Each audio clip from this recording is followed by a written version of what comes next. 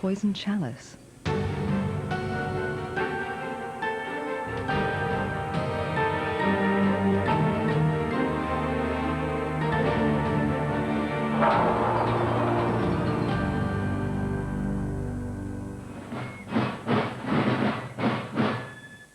For much of the last 40 years, the Battle of Waterloo might never have ended. The French and the British have kept on marching against each other. But during the 1990s, both have had to cope with a new factor, a more assertive Germany. And the British have taken a perverse enjoyment in shooting themselves as much as the enemy. The Tory Civil War had its roots in what was called the Single European Act of 1986. Fairly unremarked at the time, the Act revived the dream of a federal Europe, which in turn swelled the ranks of the Eurosceptics. From the Maastricht Treaty to the advent of the Euro, the endless battle between the British and continental visions of what Europe means continues to claim its victims.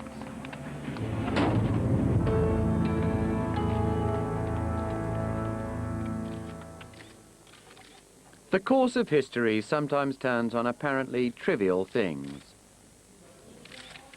After the London summit of 1986, another of those vaguely fractious, inconclusive affairs which European leaders seem to love, Margaret Thatcher, as the host, was due to hold a press conference.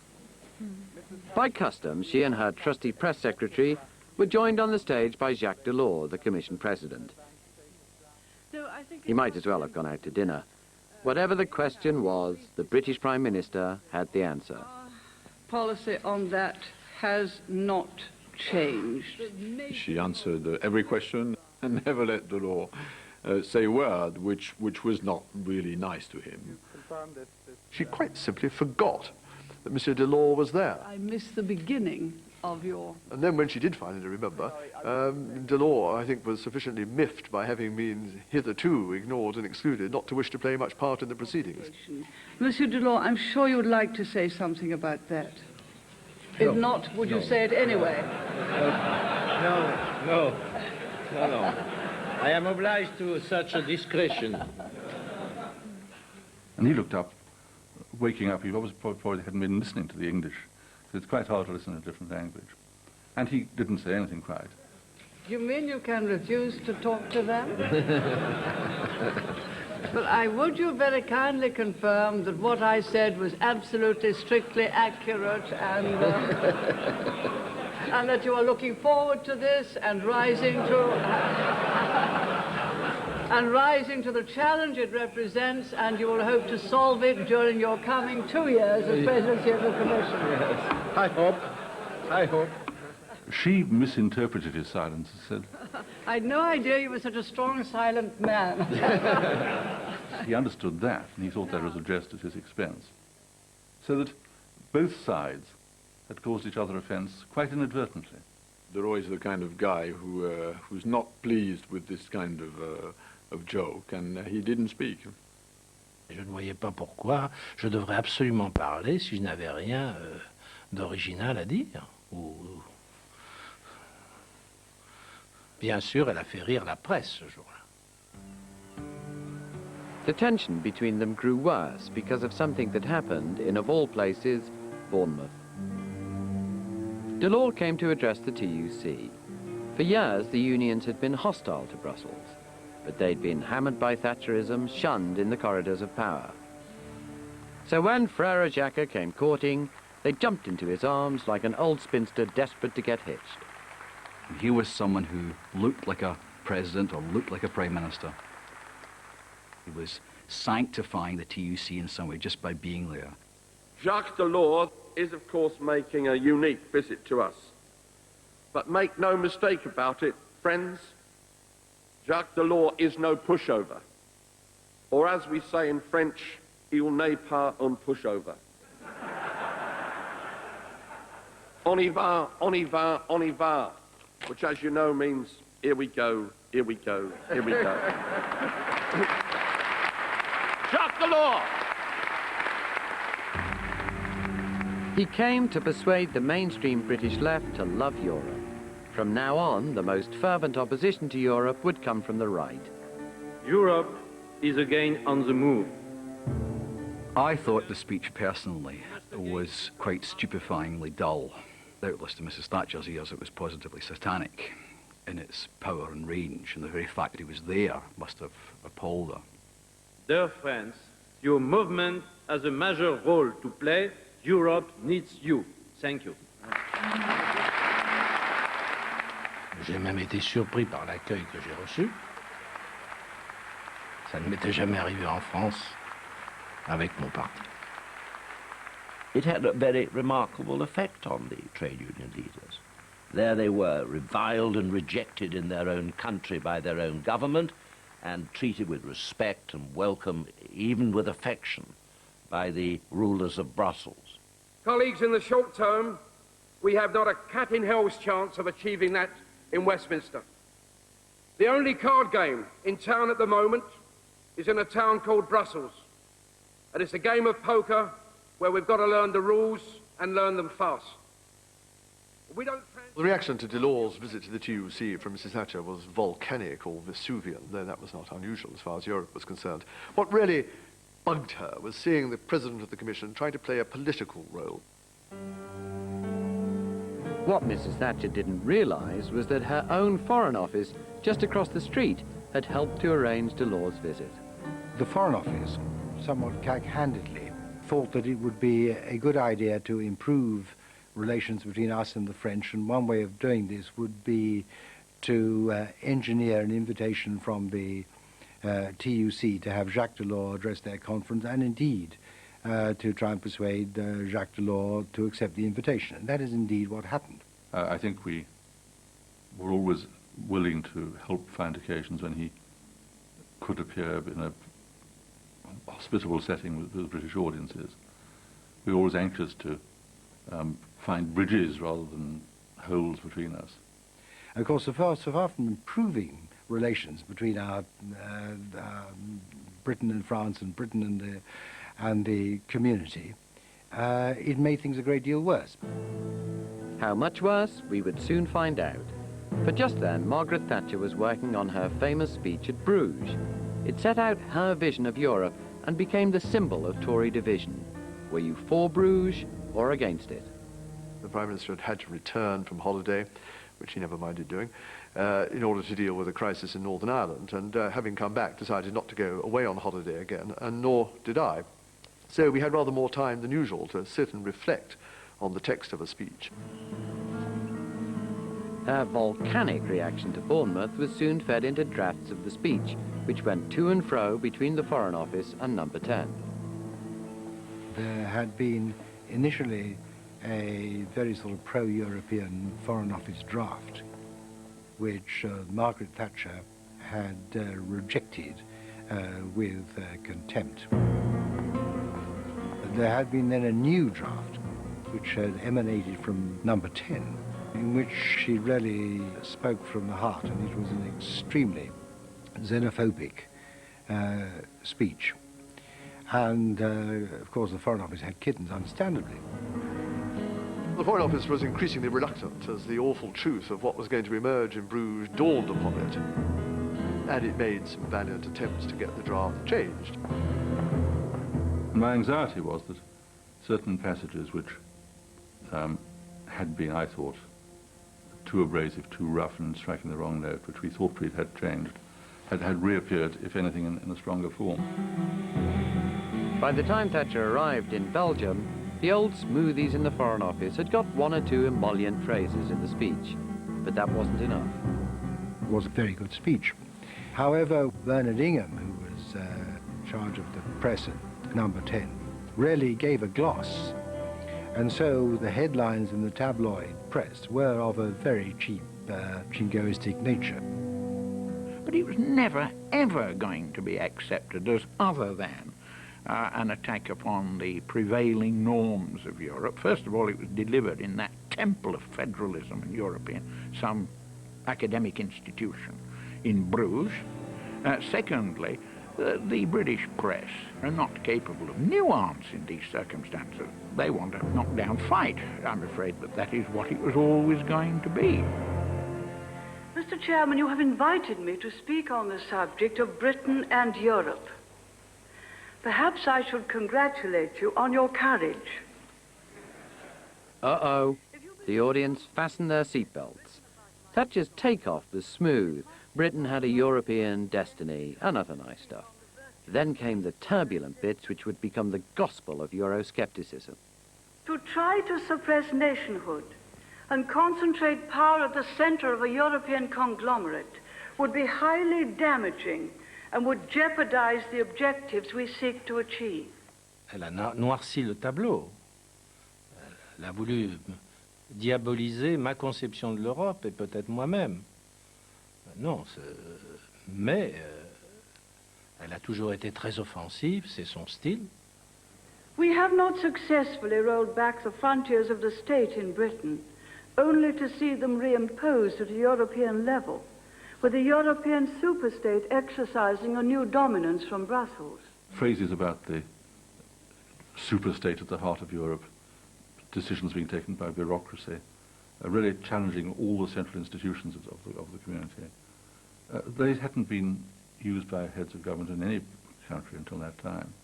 So they produced a sense of shock and hostility, which, in retrospect, look almost surprising.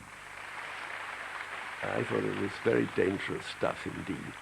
The tragedy was that if Mrs. Thatcher had remained on a moderate pro-European course, anti-market people would really have been completely marginalized. But it was the Bruges speech that gave them their opportunity.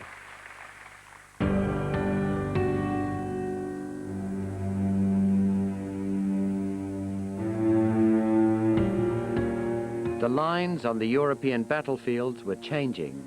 The old order was breaking down. Germany was now dictating strategy.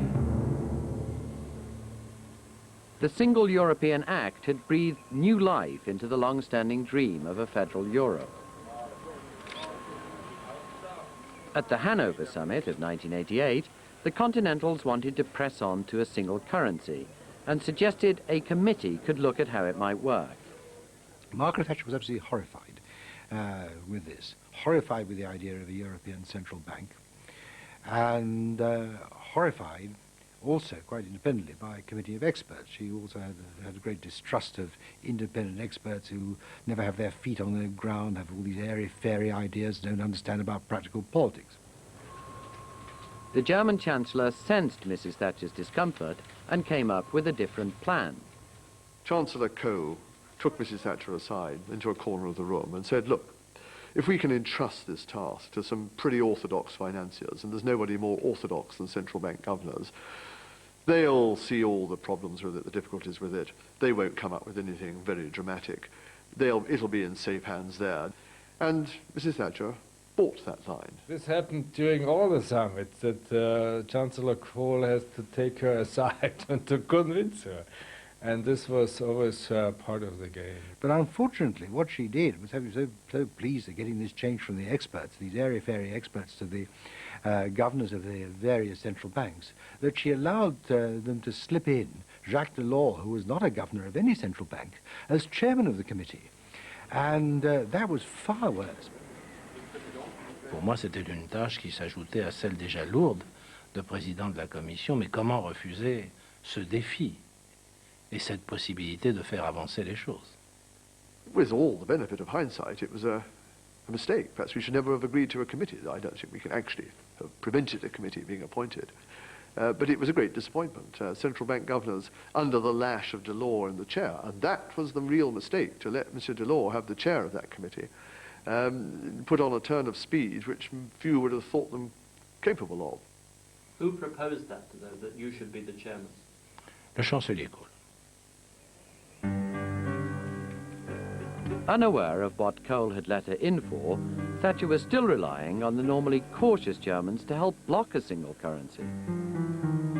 But the result of Hanover was to speed everything up. Delors' committee drew up a three-stage plan for monetary union. This would later be written into the Maastricht Treaty. Thatcher had known Kohl for some years. Though both conservatives, she had little rapport with him or love for the country he led. This was potentially damaging. Chancellor Kohl realized that. And at one time, when we were in Williamsburg, on a non-European summit, he took me aside in the men's loo. Happily, there was an interpreter on parade, and said, "Why don't you tell Margaret to try wooing people a bit more than she does, Geoffrey?" Because he'd seen a brush-up between herself and President Mitterrand. And I took the opportunity of passing the message through. At times she tried to woo Chancellor Kohl, but wooing was frankly not a Thatcherite diplomatic tool. She was more inclined to lecture and to convince people by the strength of her will. But Kohl was a bit of a romantic at heart. Wooing was what diplomacy was all about. In the spring of 1989, he invited Thatcher to Sunday lunch in his home region of Germany, close to the French border. He took her to his favorite restaurant in the village of Deidesheim. Kohl hoped that the way to her heart was through the stomach. Bundeskanzler Kohl sagte zu mir, Manfred, hör zu, wenn Megisetti herkommt, musst du natürlich gucken, dass du was Regionales auf den Teller bringst. Also nicht irgendwas Französisches, Italienisches, sondern ich möchte hier die Region präsentieren, zeigen und deswegen soll es was Regionales sein. They had called in German Saumagen, which is kind of pig's stomach, which is stuffed with all sorts of goodies. It's a rather heavy meal, but it's quite good, actually. I don't think Mrs. Thatcher really relished it very much.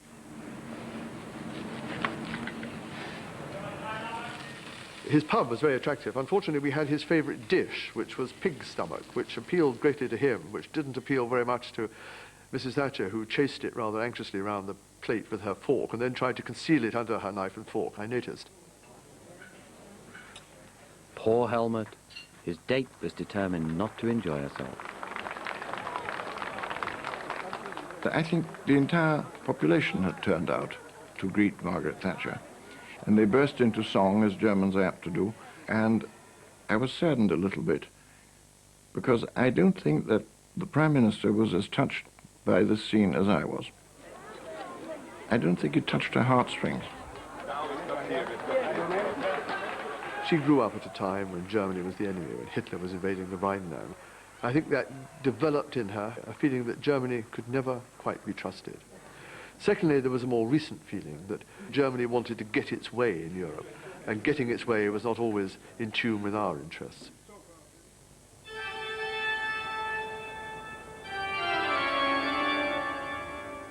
Kohl knew that German power was growing and that frightened everyone.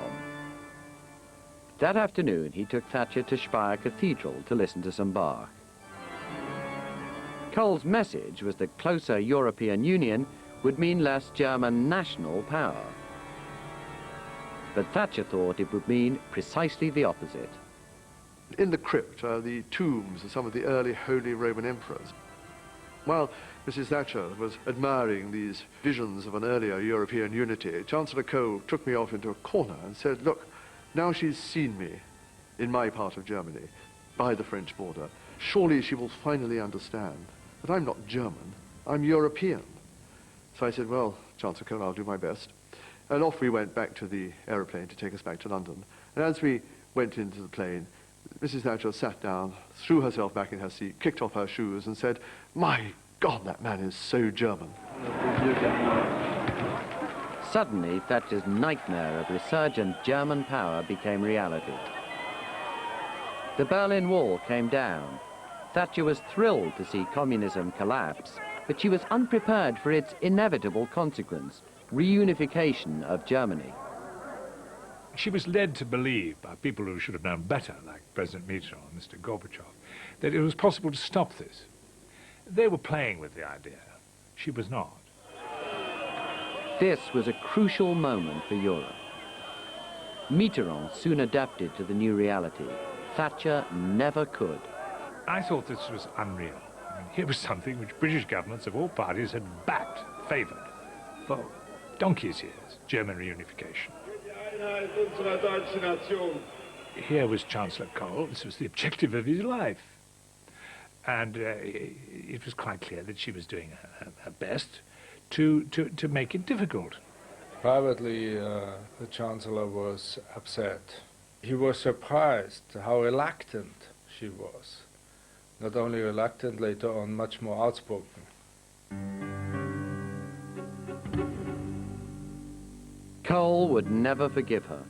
He and Mitterrand decided to solve the German question by pressing for early political and economic union, anathema to Thatcher. At the Rome summit in 1990, the Franco-German axis once again squeezed Thatcher out. She was isolated. She had no friends in Europe and had been weakened by cabinet resignations at home. It was the beginning of the end. Statement, the Prime Minister. She came back, made a statement in the House of Commons, but as always with her, what counted was not the statement she made, but how she answered the supplementary questions afterwards. 27th and 28th of October. Yeah, my heart was constantly in my mouth at that stage. Chairman or the President of the Commission, Mr. Delors, said at press conference the other day that he wanted the European Parliament to be the democratic body of the community, he wanted the Commission to be the executive, and he wanted the Council of Ministers to be the Senate. No, no, no. Her celebrated no, no, no was so manifestly a declaration of defiance and, if you like, of UDI on her part and on prospectively on Britain's part. It was that which finally led to my conclusion that I couldn't stay in the same team any longer. I find Winston Churchill's perception a good deal more convincing and more encouraging for the interests of our nation than the nightmare image sometimes conjured up by my right honourable friend, who seems sometimes to look out upon a continent that is positively teeming with ill-intentioned people, scheming, in her words, to extinguish democracy, to dissolve our national identities, to lead us through the back door into a federal Europe. Politics is a rough old trade. Of course it wasn't comfortable listening to Jeffrey's resignation speech. I was sorry he had resigned. I think the government was the weaker because he had resigned. But sometimes these things happen. Good morning. Yes, indeed. And funny how they end up. Michael Heseltine promptly challenged Thatcher's leadership, saying the issue was Europe, but it was Major who would benefit.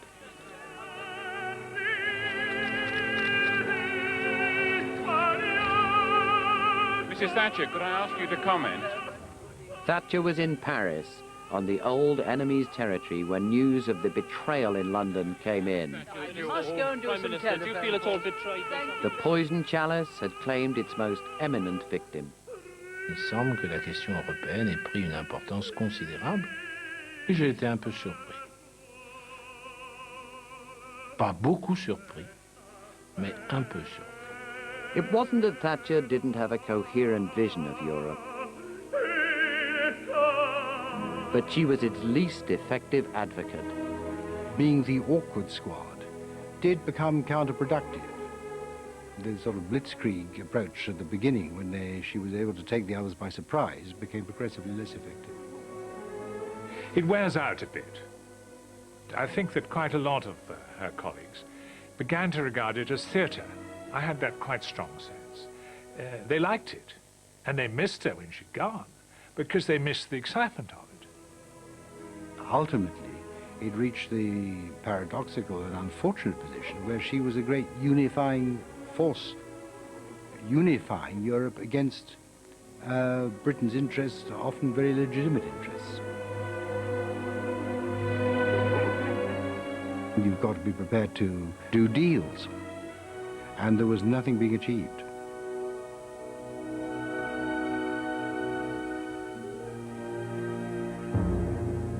Britain now had a new general, John Major, who felt there were lessons to learn. He was no federalist, but he spoke warmly of Britain being at the very heart of Europe. You would never have caught Mrs. Thatcher saying that.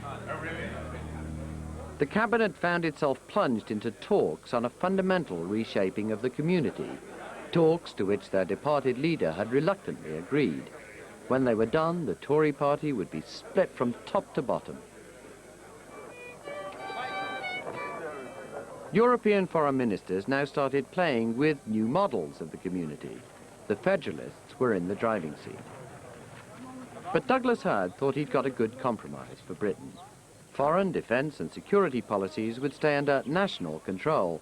Only economic and trade matters would be directed from Brussels. Then the Dutch upset the apple cart. The Dutch, being convinced federalists, became impatient with the way the negotiation was going. The compromise was emerging. And they tried to persuade everybody to scrap all that and to start on a new, clean Dutch draft, which was clearly federalist, which clearly moved things steadily, everything towards the centre. Sometime in September, I think it was, my opposite number, who's a chap called Pete Dankert, telephoned me and said, look, we have done some work on the treaty and, you know, I'd like you to see this text. I think you'll be very pleased with it, I think he said. And it came over, I think, by special messenger, I can't remember. What I do remember was reading it at home that night and being very, very, very angry indeed.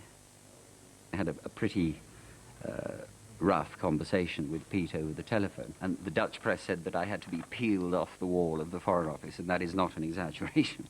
But people who basically agreed with them knew that, like the Luxembourgers and the Italians, knew at that stage that we would never accept, and that others wouldn't accept. The French wouldn't accept our foreign policy. And so they said to the Dutch, sorry, you know, brave try, no go. Round 1 to Major. But still on the agenda were a single currency and what was called the social chapter, two issues which could split Major's cabinet, let alone his party, and they would both come to a head in Maastricht.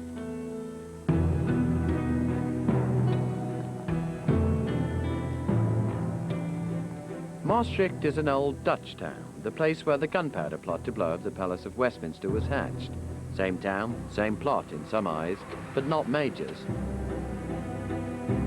As European leaders gathered in December 1991, he was confident that he could win a British opt-out from the proposed single currency. He'd already got agreement on the principle, now he had to sort out the details. But not too soon. I didn't want concessions made to me upon that issue that would have made the rest of my negotiations more difficult. I wanted that left till last. The talks on a single currency were handled by Norman Lamont and other finance ministers.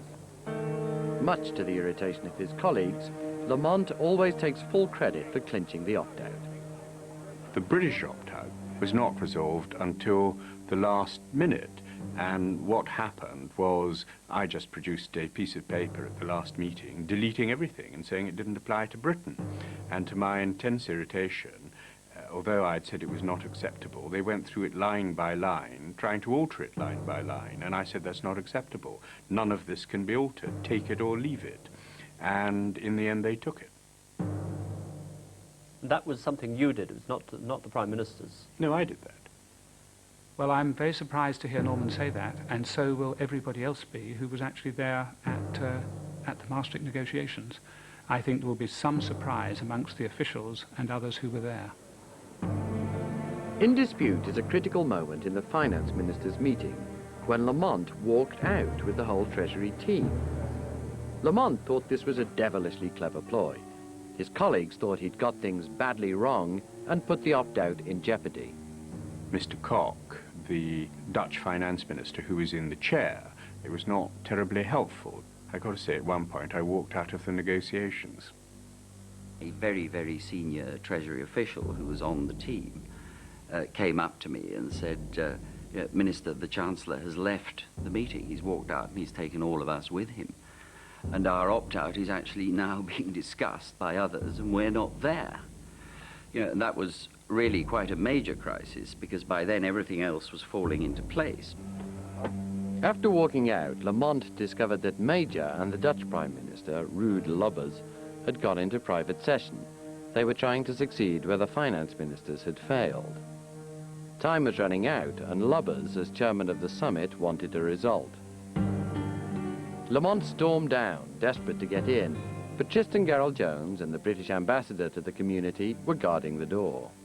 Norman Lamont arrived, wanted to go into the meeting. I mean, naturally he's in a state of some agitation. And we had to say, and of course it's embarrassing, you know, John Kerr's an official, I'm Minister of State, he's Chancellor of the Exchequer, you know, Chancellor, you can't go into the meeting. We had to be quite firm about that. You can't go in. What did he say? I think he was tense about it, I think, and then he left. The final deal was done with Lubbers and myself. That is when the final deal was done, and those were the people who did the deal. Were the finance ministers involved in the deal? The finance ministers had been involved in the deal earlier in the day. The deal was finally done at that meeting. Finally agreed that that would be the way we proceeded at that meeting. Major went on to get a second British opt-out, staying out of the social chapter, which harmonised benefits and employment law. He held out to the small hours, but his style of brinkmanship was very different from Thatcher's. Major listened. He tried to understand the arguments he was up against. And then he used his own argument, and he could be stubborn as well, but he tried to listen. And it was much easier to get into a dialogue with him. In Maastricht, he certainly came out with, well, what he had come for. Just as everyone was getting up to go now and sort of grab a glass of champagne, he switched on his button again. And, you know, there's a lot of sort of body movement there, and I thought, God, they're going to wring his neck this time. And he then made a very, very gracious and clever little speech. By then, Chancellor Kohl was sort of guffawing in his seat. I can't remember what he said, but he said something like that. Look, I'm the youngest person here. This is my first council meeting or whatever. And I'm very grateful. You know, and he did it with skill and charm and all that, and then they all applauded him. So it actually ended with J. Major Esquire, you know, being congratulated by all these great European leaders. Major still regards Maastricht as a triumph. He felt he'd turned the federalist tide that had been flowing since the Single European Act. Maybe so, but it didn't stop trouble at home. I did feel great distaste for the whole thing. I never felt this is a positive achievement. I merely felt we had fended off something that I thought was terrible. And I remember coming back to London and a friend congratulating me, and I said, whatever on? Some of those who had indeed been party to the negotiations themselves, and who had expressed themselves to me personally on more than one occasion as regarding this as a very good deal for Britain, I'm bound to say that some of their subsequent attitudes surprised me a little, yes. You're thinking of Norman Lamont? Well,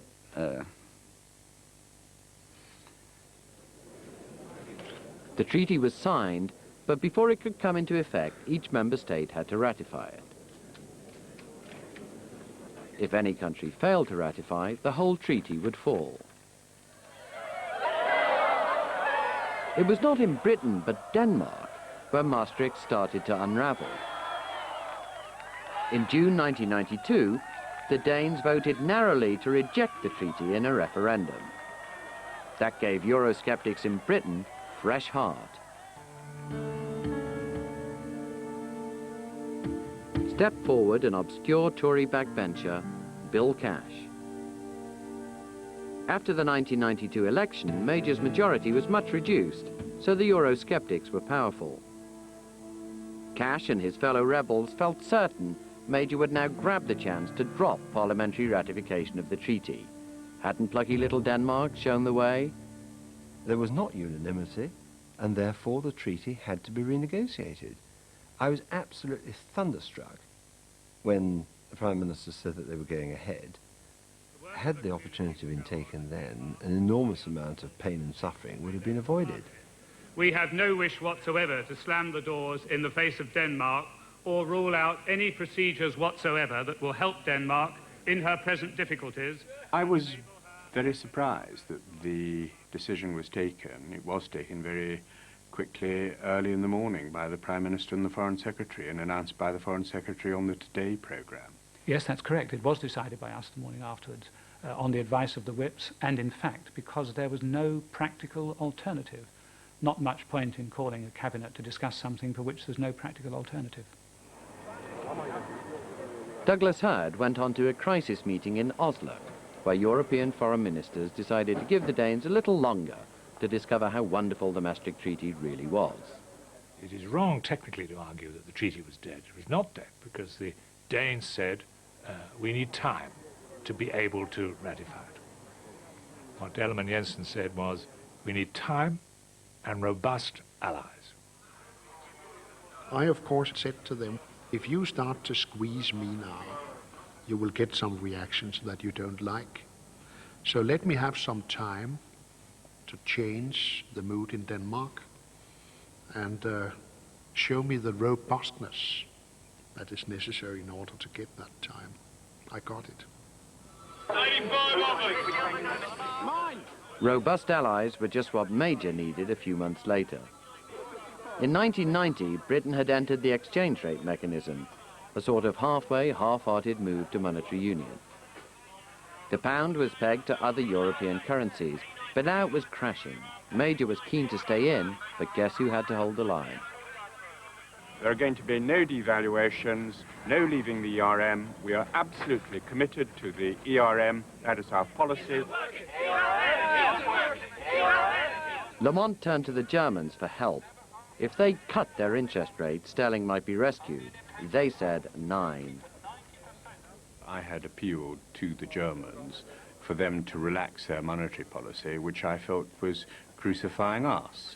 I tried to persuade them, sometimes in the name of Europe. I'm not a great believer in European monetary cooperation, but if you did believe in it, I felt the Germans would have been advised to have helped us. But actually, the reality was they put their national interests before us.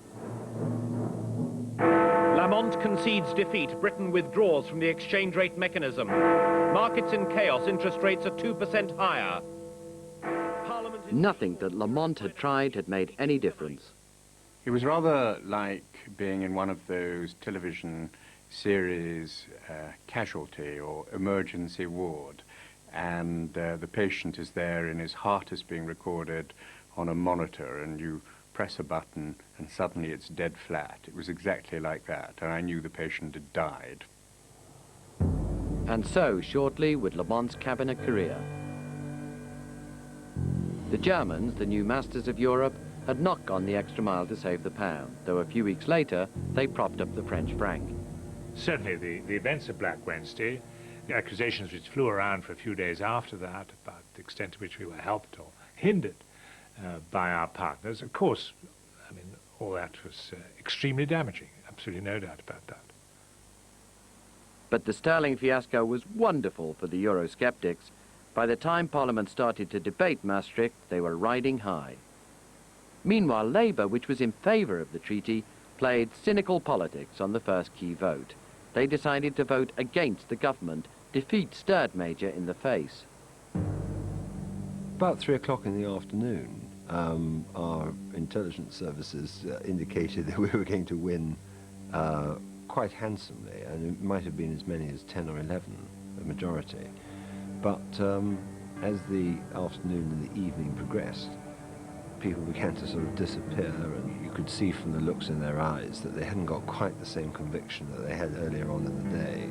I was rather enraged by this, so I decided, as they were going to rat, that I would re-rat, as it were.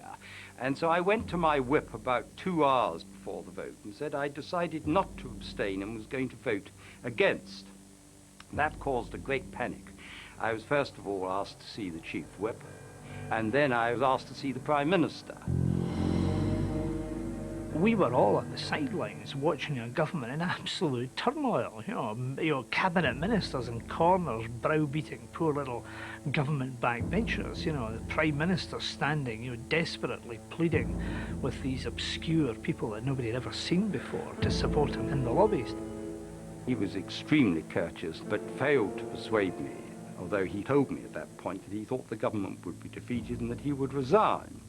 If I'd lost that vote, I don't think the government would have been able to continue.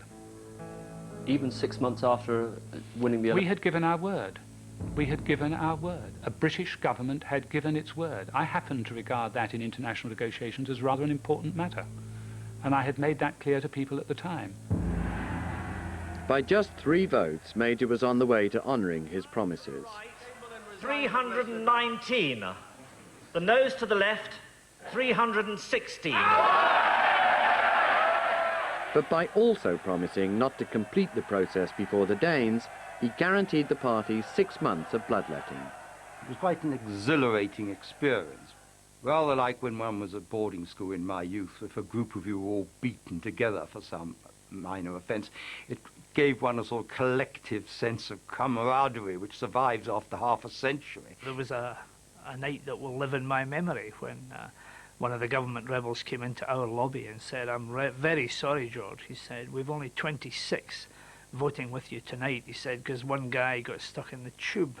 And I thought this was less than a year from the great election victory, and here was a Tory MP apologising to me because he could only deliver 26 Tory MPs to the Labour lobby. As 6 months of debate ground to a close, the government suffered a crushing defeat. The ayes to the right, 316. The noes to the left, 324.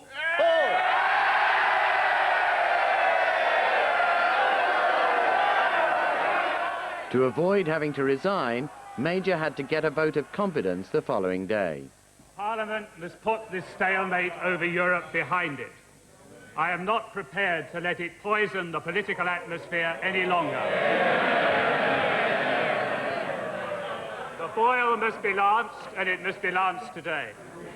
The Tory rebels fell into line and the Maastricht Treaty was finally ratified. But the Labour front bench felt pretty smug. The Labour Party strategy had been to wreck the government, but not wreck the treaty. We had significantly opened wounds in the Conservative Party, from which I think they will take maybe half a century to recover from, and we kept our European credentials absolutely secure.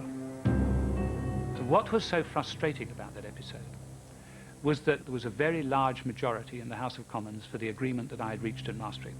The Labour Party and the Liberal Party overwhelmingly supported it. And many people in the Labour Party in the early 1970s had voted for their principles on Europe.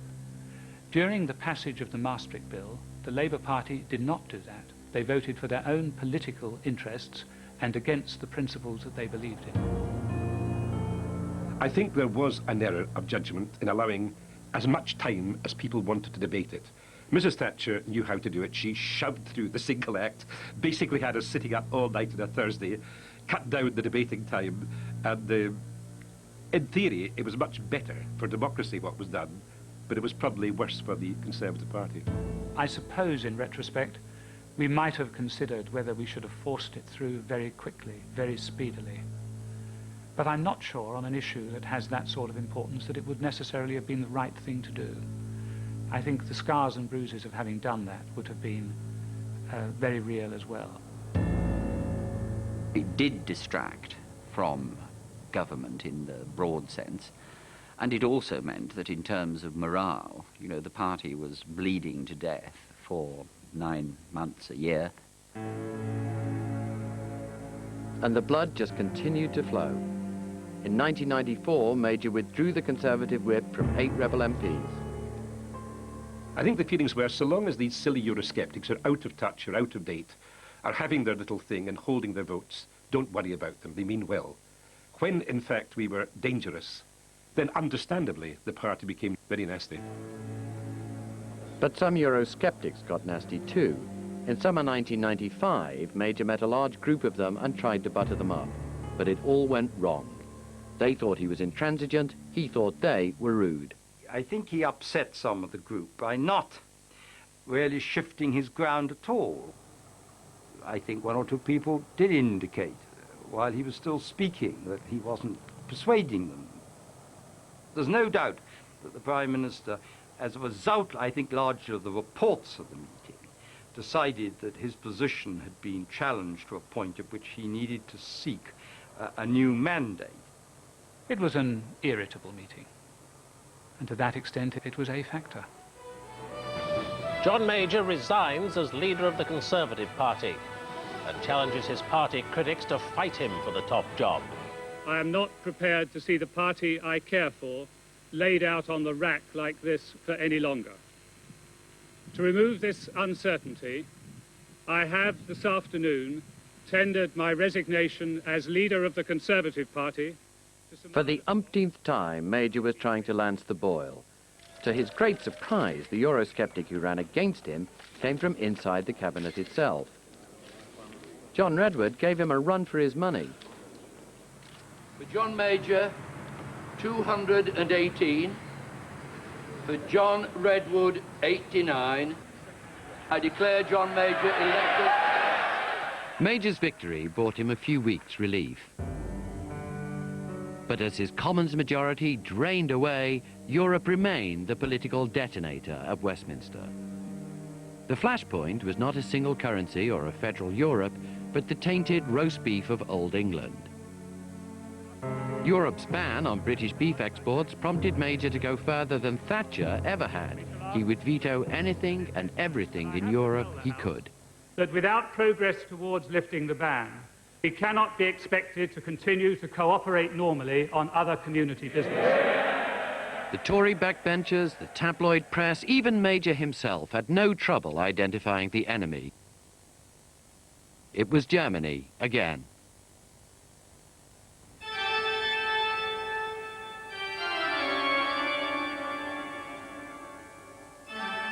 And that's where it all started.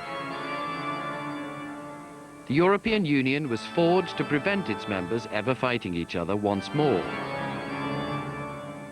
But there's a paradox. The further away we get from real war, the harder it is to find the will to make Europe work. Twice in this century, we have had wars that spread right the way across the world that started here in Western Europe. It is inconceivable that that could ever happen again. And one of the principal reasons for that, the principal reason for that, is the development of the European Union over the past 50 years. That is an incalculable prize. It is worth some of the discomforts and frustrations we all have with the European Union. All well and good, but it hasn't prevented those frustrations driving Major's European policy. The romantic days where we were sort of struggling for Britain to join Europe, that's all over. So most of us now, I would say, are Eurosceptic. The trouble, I think, with some Eurosceptics is that there is a hidden agenda there, which is that they don't really want Britain to be members of this thing at all. This determination to press on to political union is in fact going to lead to a breakup, precisely because they are trying to impose, through stealth and deceit and various other means, the idea of political union without the full consent of the British people. The continental dream of political union is something which no serving Prime Minister has felt the British public would swallow. From the start, it's been, let's tell them about that some other day. In the end, if you've got a difficult thing to put forward, it is best to put it forward honestly and straightforwardly. And I think the British government would have done much better to do that way back in 1961, but they didn't. And all British governments ever since have pursued the same line. However they handle it, the European issue keeps coming back to wreck their little games. The trouble with Britain's relations with Europe has always lain with the politicians and not with the public. If you try and play it on a purely party political basis, then you won't play a strong hand in Europe, and the prime ministers and other party leaders will suffer great damage to their own position. That's been the history over decade after decade after decade, and nobody ever seems to learn.